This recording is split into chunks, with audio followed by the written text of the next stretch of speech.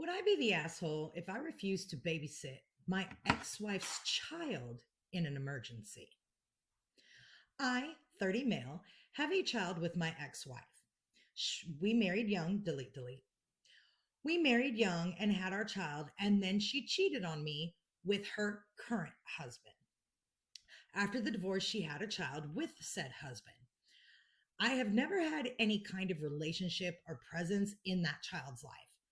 I communicate with my ex wife through an app called Our Family Wizard, and we see each other very infrequently. I keep things civil when I do see her or her husband for the sake of my child, but I do not pretend to be friends and I have no respect for either of them.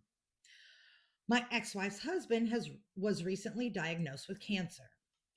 She told me this in person at a school event, delete, delete. She told me this in person at a school event for our child. While telling me she admitted they do not have a support network anymore and they had some concerns about what would happen in an emergency with their child. She asked if I would be willing to babysit in an emergency situation since our child will be getting dropped off to me in that event anyway. I told her I would not, and I would appreciate it if she didn't ask me again. Oh, hell no.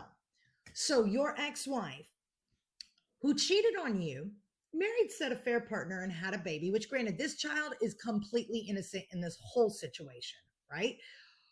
But you guys do not have a friendly relationship. There's no reason why she should be asking you to begin with. And if they do not have a support network, could it be because she's a cheating skank and people don't trust her? And why would her problem become your emergency? Let's see how it goes. Oh, but ask me again, she did before I could leave. She told me I did not understand the lack of support they have and how their child should be protected the same as our child. Agreed, their child should be protected, but it doesn't mean their child needs to be protected by you. She told me I surely wouldn't say no in an actual emergency.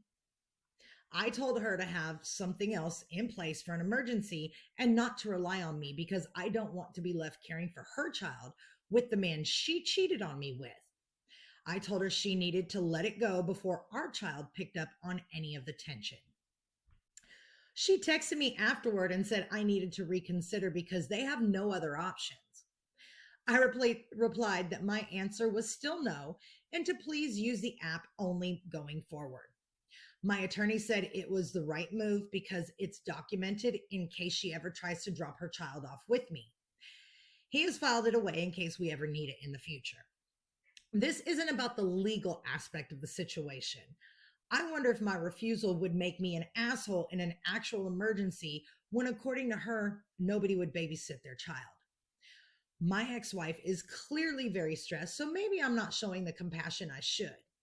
I find it hard to have any for them after everything they did. But the child wasn't a part of it, and my lack of concern for the child might be asshole worthy, especially in an emergency situation. Would I be the asshole to refuse? No, but you'd be the schmuck to agree. See, here's the thing. You've told her no 3 times, and you did great by telling her moving forward, all communication needs to be through the app. It would be to the point that if she approached me anywhere in public and started just talking to me, I would pick up my phone and point to the app and walk away. Enforce making everything be in writing.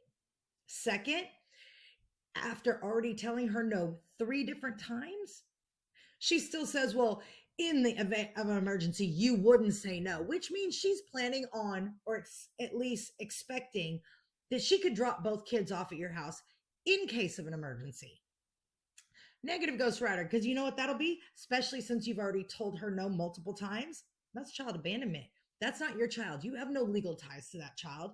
And I would let her know, if you expect to somehow surprise and drop this child off at my house, understand, I will be calling the police and I will be calling children's services to report you for child abandonment. This is not your responsibility. And there are things out there that she can do. There are social workers at the hospitals that can help you with situations like this.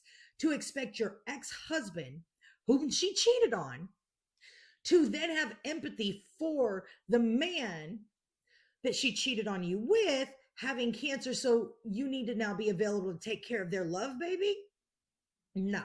Now, granted, like I said, this is not that little boy's fault at all. This royally sucks for that little boy. But one has nothing to do with the other. Let's say the husband ended up being in the hospital for months.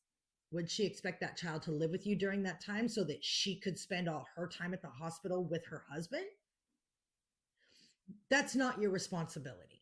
So, no, I do not think you're the asshole. I do think that the boy is going to get the short end of the stick, but I'm more curious as to why they don't have any other support systems. Is it because of the affair? Is it because she's just a shitty person in general? Either way, not your monkey, not your circus.